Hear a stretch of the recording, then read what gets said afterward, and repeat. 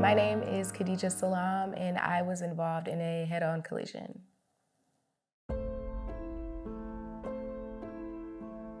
So I have been DJing for the last 6 years now.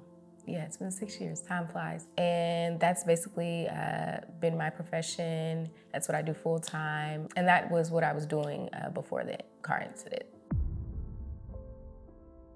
That day, I actually had an event to DJ that evening, but I wanted to get some errands done, so I actually made a store run to the farmer's market. Literally on my way back home, probably like 2 blocks from my apartment, a car struck me head on.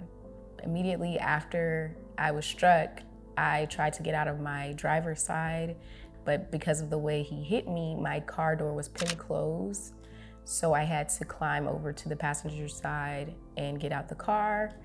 And as soon as I stepped out, I immediately noticed that my wrist was like a rag doll. Like I literally had no strength or ability to move it. I had to hold it with my left hand to keep it in place because it was just hanging and in pain. The information that I received regarding the driver's behavior was that he had been on his phone around the time of the incident, but the witness told me that when he saw him swerve by him, he saw that he was holding his phone in his hand. Immediately went to the hospital in the ambulance from the scene of the accident, and it was pretty agonizing. I was in a lot of pain. On the way there, I was in a lot of pain. I had to be rolled out in a wheelchair because in addition to my wrist being broken, my foot also was broken in multiple places. This accident affected my livelihood in that I had to postpone. I had to stop DJing. I couldn't take gigs.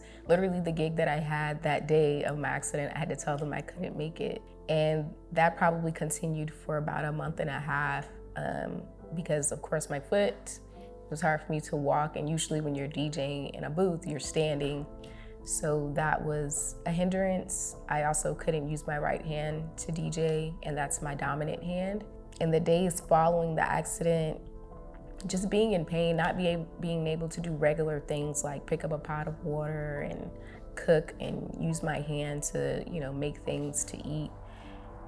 It just started becoming more clear. I'm like, hey, maybe I need to talk to somebody about this and see what my options are. One of the firms that I saw that had really good reviews and just recommended by multiple people was the Champion firm.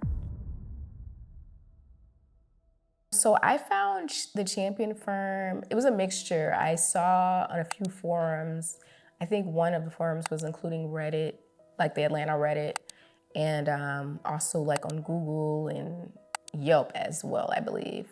Just across the board, everybody had great things to say. So after the intake, I think I had a call with Andreen and Darl. And I like that they actually gave me some time to think, some space to breathe. I probably waited a few more days before I decided hey, I do want to work with this firm. I was contacted fairly often, probably at least once a month, if not more than that. And they constantly updated me, letting me know, this is the part of the case that we're on.